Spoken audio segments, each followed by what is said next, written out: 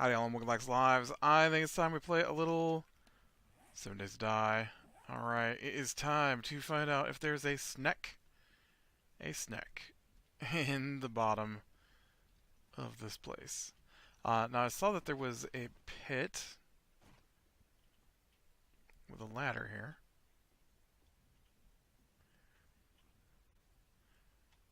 Which is the only place we haven't explored. There were no snakes.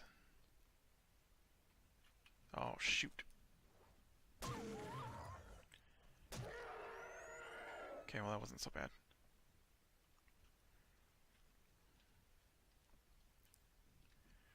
And no man. There was a woman. Which I suppose could be covered under man.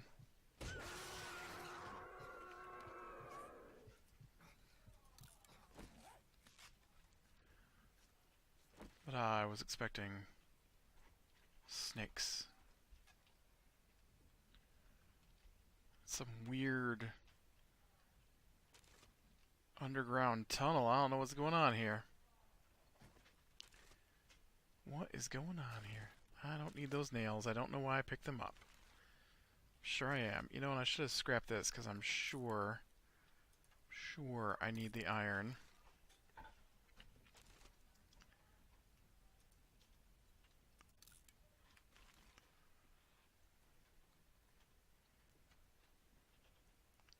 Oh man, there's no snakes.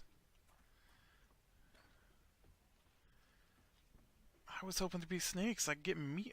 You know, speaking of meat, I need to butcher these guys. That rotten meat comes in handy. Once you get your cooking up high enough.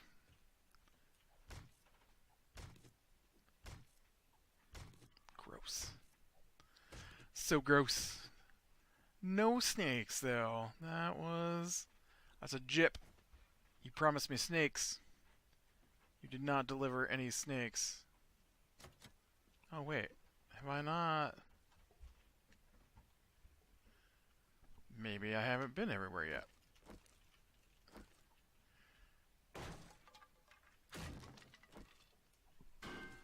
Maybe? Oh, this is outside. I was thinking this was more trailer, but it's not. Yep. Alright, well, no snakes. Fine. So we've searched that place. And I don't think we've done this place. I don't remember. Nope. Alright, well, that gives us a goal for the day. It's a nice slide you got going there. So I guess we could talk about some D&D. I like to talk about my D&D games. And so we played our game Wednesday night. But our DM, he sends a message on Tuesday, I think. And he says, I hear a lot of zombies. And he says, oh no. I should have paid better attention.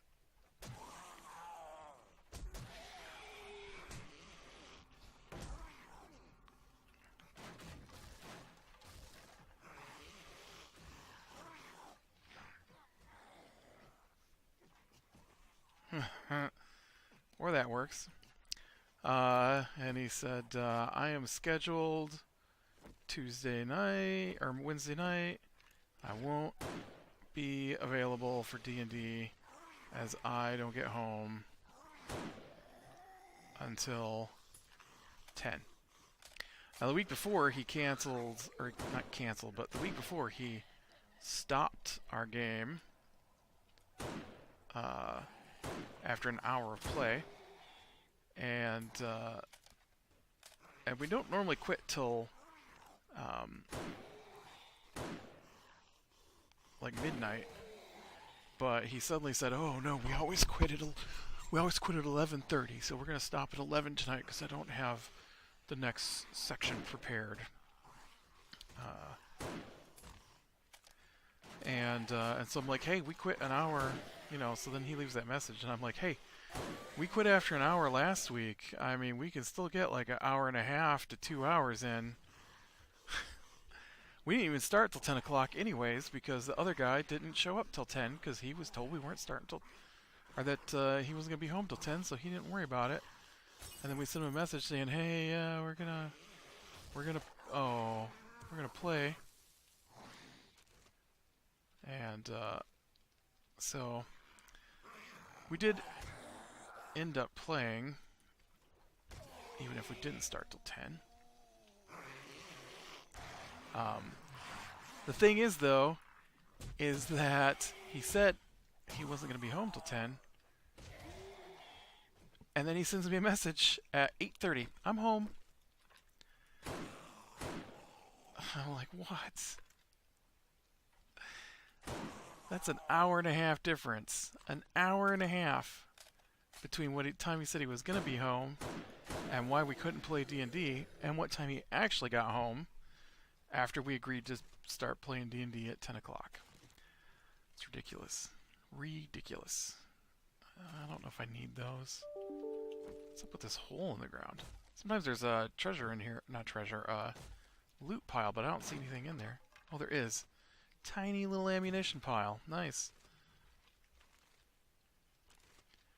And, so we had stopped at the base of this hill. And there's supposed to be all these guys on the hill. And so whatever he had done between last night and the previous week, he had decided that he was going to change everything that we had done.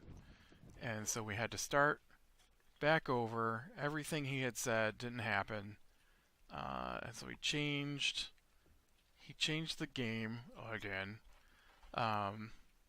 after we had done stuff. And so it's like, yeah, I'm going to have to retcon back about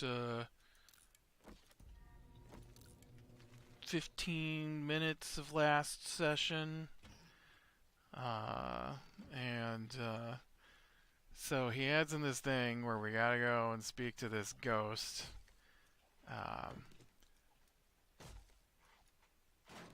Like some of the issue were it's not an issue, but it's he thinks that we should be way more into these characters, but he hasn't introduced any reason for us to even be bothered with the characters because he's missing a bunch of stuff that's in the book, and so we're going along, right? We talk to these people, and they are I don't think I need that either. They're were-ravens. And they're supposed to reveal that they're were-ravens when you talk to them if you help them out. And so, up to this point, there are ravens all over the place. But for whatever reason, he refuses to acknowledge the fact that they are were-ravens. And that these people that we've been dealing with are were-ravens. I don't know why. I don't know why he's refusing to acknowledge it. But so we just keep seeing these stupid ravens everywhere that don't really do anything. And he's like, oh, you see a raven? It's on the ground. Do you want to go over to it? Like, why do I want to go over to the raven? Like, it's a bird. We're busy. Yeah, there's a lot of guys in this place.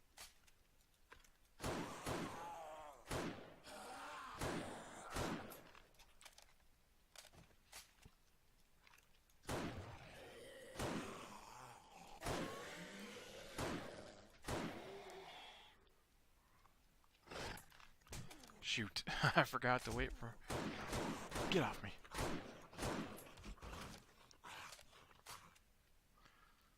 Okay. I had better...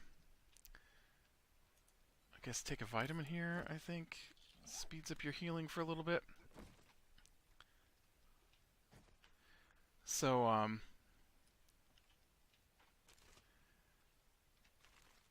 So I'm like, ugh.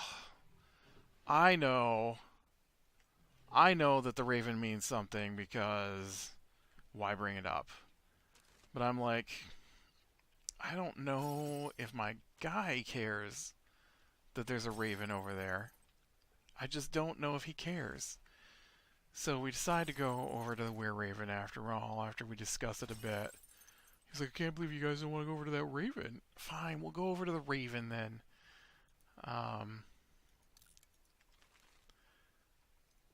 and so we talk to a ghost. I don't know why the ghost talked to us, but the ghost pops out and is like, I find you worthy of wielding my magic spear. And problem is I don't know where I left it. So you gotta seek out my spear inside these graves. And here are where the 3 graves are at to search. So he does this thing where if you roll, it's basically you fail on almost everything if you don't get a natural 20. And so there's a lot of stuff that we don't get to do because he doesn't count anything really. Ooh, nice. That's super nice. That's those things are rare. Get your hand on a beaker. I just gotta find my way back out of here.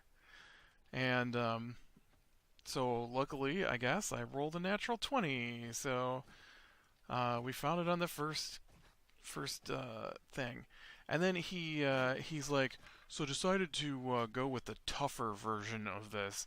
Now there's the book, which is the official version, and then there's the guide he's using, and the guide apparently has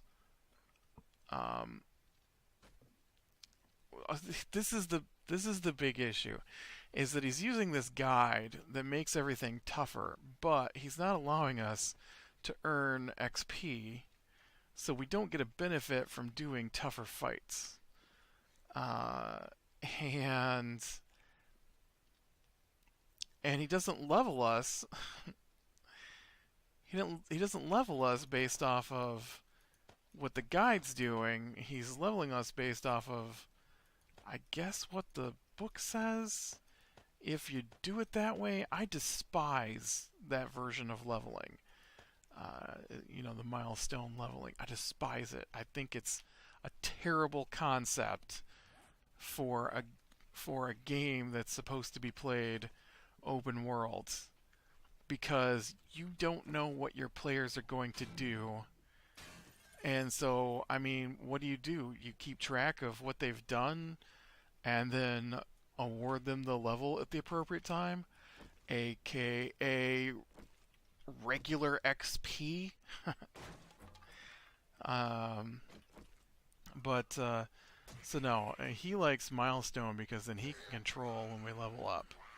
And he we did a previous campaign with him, and we did it XP, and he hated it because he stuck mostly until the end to what the book said, and then he went crazy at the end. There was a little bit at the beginning too where he did some weird crazy stuff.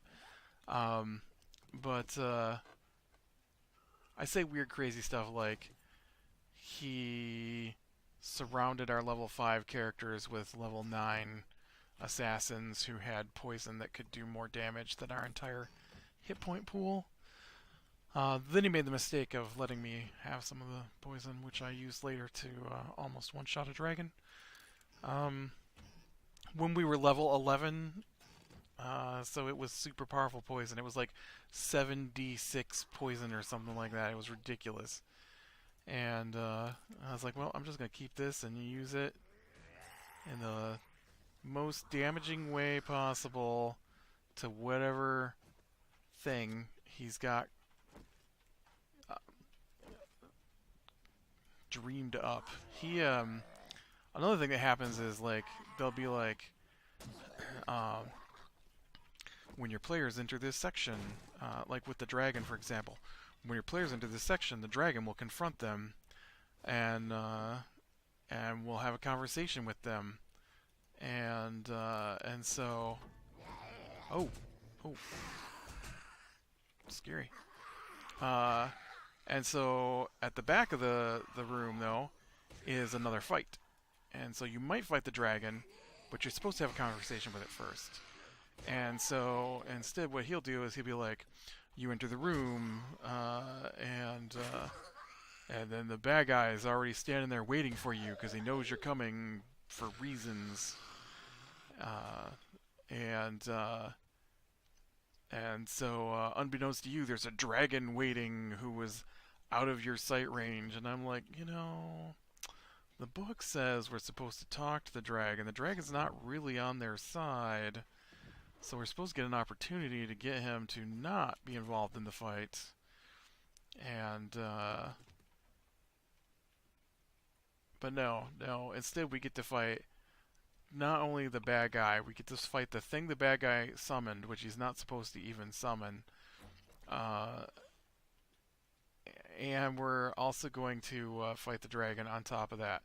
Luckily, our um, sorcerer was a high enough level that he dropped a damage shield on us. Not a damage shield, I guess, but a force field, basically, on us that stopped all damage from outside from hurting us for a couple of rounds. It wasn't very long, but it was enough that I could run out and dump uh, like massive amounts of damage. Dude, I'm pretty sure that's a landmine.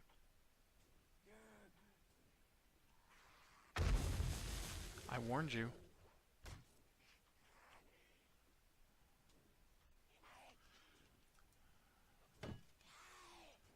And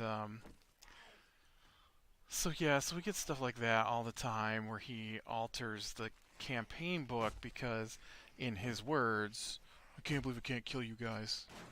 Um, and so we're in one of those moments right now. I think I have all of that. I should grind this down though, because I could get some stuff out of there. Nope. Thought maybe there would be a secret panel behind that, but there wasn't. And so we go to this hill and we talk to the ghost, and I just saw that.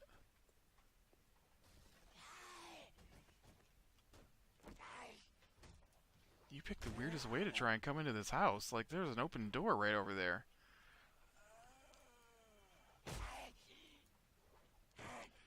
And so we get the spear, and then we're level 5.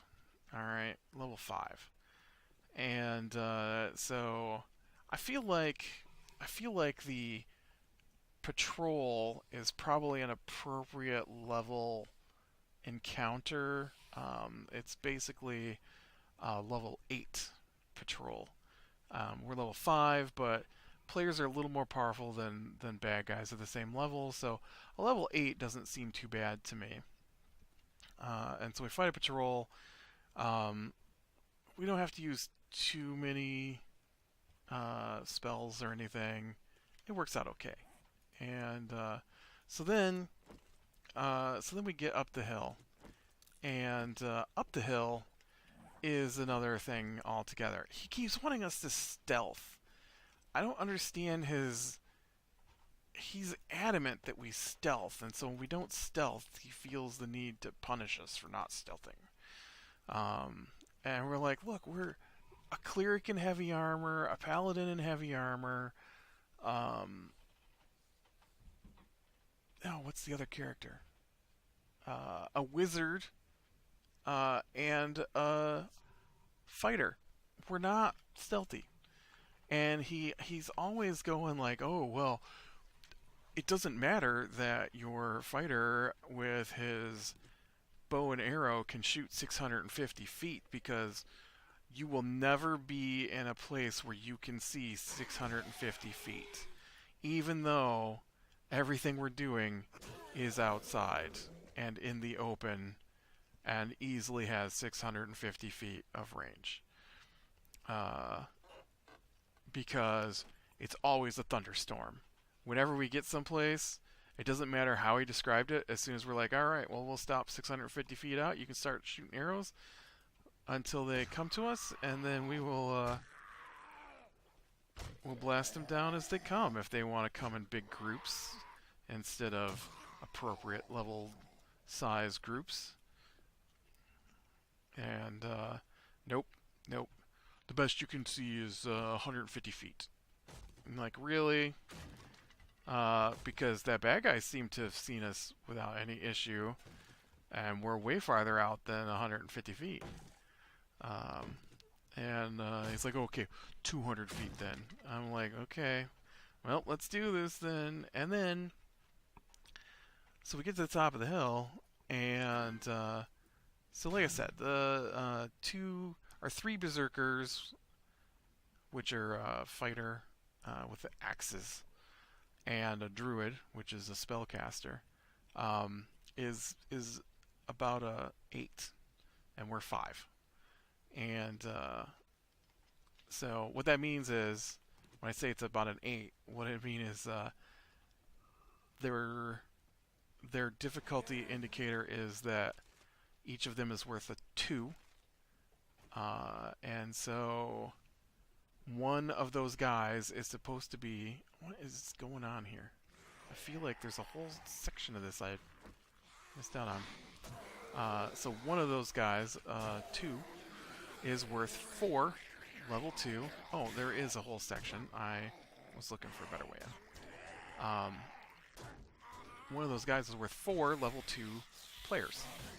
So we're level 5, so obviously we're more powerful than a level 2. So 4 of those is not quite on par with 4 level 8 players.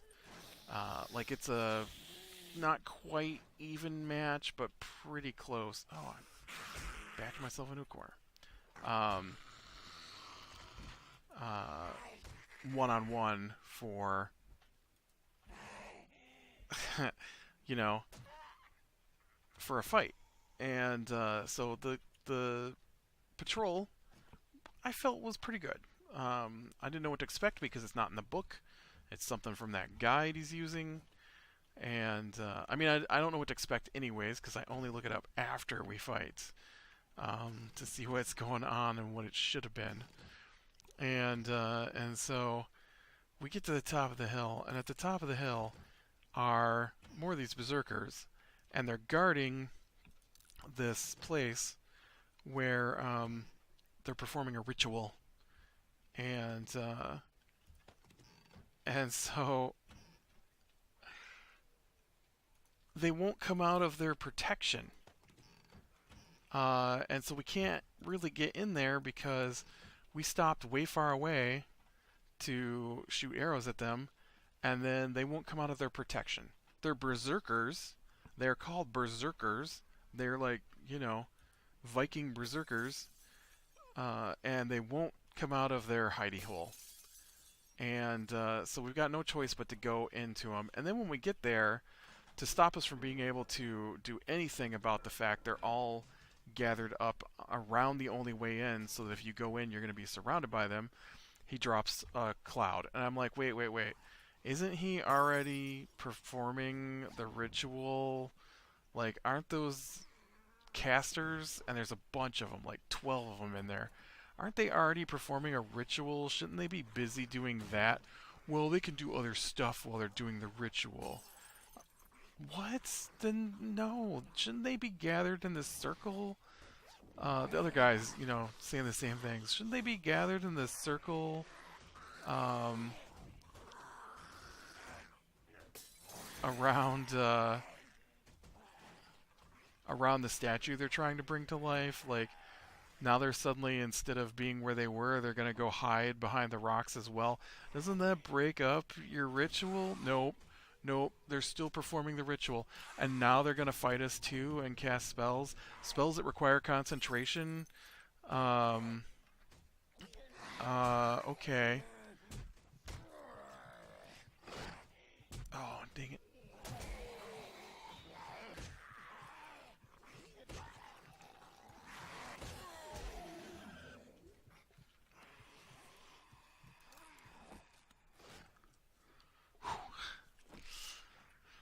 That was super, super close.